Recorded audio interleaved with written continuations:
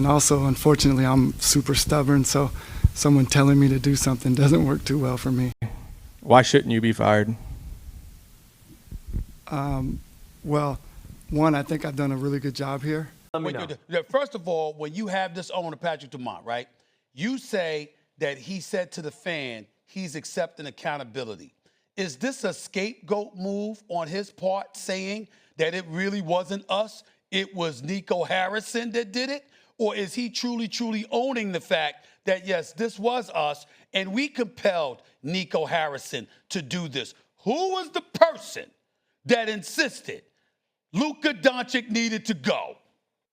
Stephen A., it was Nico Harrison. It was Nico Harrison's decision. It was Nico Harrison's pitch. It was Nico Harrison's idea to trade Luka Doncic. Nico Harrison, this is a man that was at the center of their trade that sent Luka Doncic to the Los Angeles Lakers in exchange for Anthony Davis. And 9 months later, the wish that all the Dallas Mavericks fans wanted to happen, it came true. And the ownership is admitting that trading away Luka Doncic was a big mistake. And Nico Harrison is the guy that is receiving a lot of pushback right now, even with his exit from the Dallas Mavericks organization. And this man has made a lot of mistakes. He's the same guy that botched the presentation at Nike, where Nike wanted to sign Stephen Curry, but this guy misspelled his name, Stephen Curry's name, and produced a presentation meant for Kevin Durant, and subsequently leading to Stephen Curry walking away from Nike and signing a deal with Under Armour. So, man, another L. So many L's have been experienced by this guy.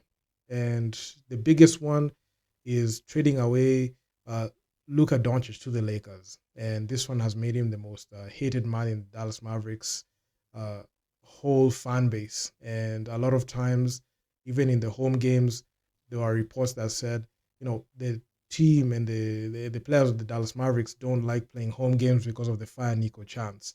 And this has come to an end because the Dallas Mavericks dropped the hammer and fired this guy, which is something that was inevitable because of the poor start that the Dallas Mavericks had this season. And honestly, in this video, I'm going to go in depth, into detail, and also attach some few clips that show everything you need to know about former GM of the Dallas Mavericks, Nico Harrison. So without further ado, let's just get into it. Luka was quoted as saying, "It's just sad the way he's talking right now. I never say anything bad about him, and I just want to move on." How do you react to that quote? I feel the same way he does. Like, I've actually never spoken ill of Luka at all, and I just ready to move on with this team that we have. I just wanted to get your reaction to, or what your thoughts were on seeing the news of his firing. Look, I mean, just the city of Dallas, the fans, players, they always have a special place in my heart. I thought I was gonna stay there forever, but I didn't. So there'll always be a special place for me. Always I can call it home. But right now I'm focused on the Lakers, trying to move on. But obviously, always there's going to be part of me in there. But just trying to move on, focus on what we're doing here. Nico Harrison's 2021 appointment as GM for the Dallas Mavericks brought optimism, but 4 years later, his leadership has plunged the Dallas Mavericks into total dysfunction. So trading Luka Doncic to the Los Angeles Lakers for Anthony Davis, Max Christie, and one pick is now considered among the worst trades in NBA history. Doncic is thriving in Los Angeles, averaging nearly 37 points, while Dallas is nearly at the bottom of the Western Conference. Failure to extend Jalen Brunson in 2022 for $14 million per year led to his departure. He's now an all-star, thriving in the Knicks, leading the Knicks, while the Dallas Mavericks lack a true floor general in their roster. So the bad trades and poor asset management also were a factor, because moves like swapping Quentin Grimes for an injured Caleb Martin and trading away future draft capital have gutted Dallas's roster depth and flexibility. So there was also internal mismanagement when GM Nico Harrison, the former Dallas Mavericks GM, fired renowned trainer Casey Smith, leading to rampant injuries, and reportedly pushed Mark Cuban out of basketball operations. removing key stabilizing figures inside the Dallas Mavericks. So there was a culture fallout with Nico Harrison because he alienated legends like Dirk Nowitzki, publicly questioned Luka Doncic's work ethic, and fractured relationships with both the players and the fans. So the roster had a lot of regression, and the Dallas Mavericks lost key contributors like Derek Jones Jr., mishandled Kristaps Porzingis' trade, and now have an injury-prone, aging core, and that is the reason as to why they're beneath the Western Conference. So the Dallas Mavericks right now, they are in ruins. So Dallas, at the point of recording this video, they are 14 in the West and have no draft flexibility until 2030 and no identity on the court. Cooper Flag is the lone bright spot amid the wreckage that is the Dallas Mavericks. So there was a lot of fan backlash, especially with that trade that involved sending Luka Doncic to the Los Angeles Lakers, and Fire Nico chants echoed through the American Airlines Center as frustration boiled over. Even ownership is rumored to regret giving Nico Harrison control over the Dallas Mavericks at the time. So Dallas Mavericks, they are the prime example of a legacy of failure because Nico Harrison's tenure will be remembered as a cautionary tale of arrogance and mismanagement that dismantled a finals contender piece by piece. Stephen A., it was Nico Harrison. It was Nico Harrison's decision. It was Nico Harrison's pitch. It was Nico Harrison's idea to trade Luka Doncic.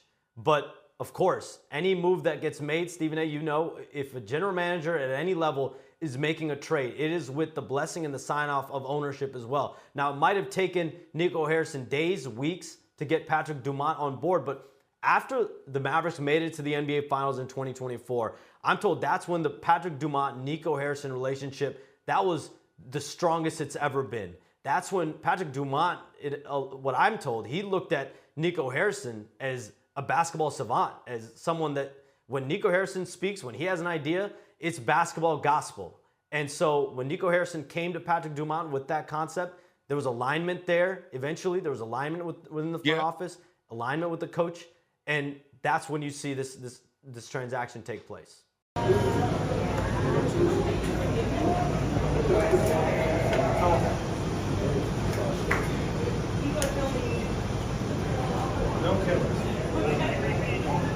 All right, sounds good. Bye-bye. Boys, we have a trade. Finally, man, we've been needing something to get over the hump. Trust me, fellas, this is the one. All right, so who'd we get? We just got Anthony Davis, Max Christie, and a first-round pick. Oh my gosh, that's a haul. Yeah, how many picks did we trade? Here's the thing. We didn't trade any picks. You just pulled off the trade of the century, dude. Yeah, but what players did you give up? Maxi Kleber, Markieff Morris. Oh my gosh, we got a fleece. And Luka Doncic. You said what?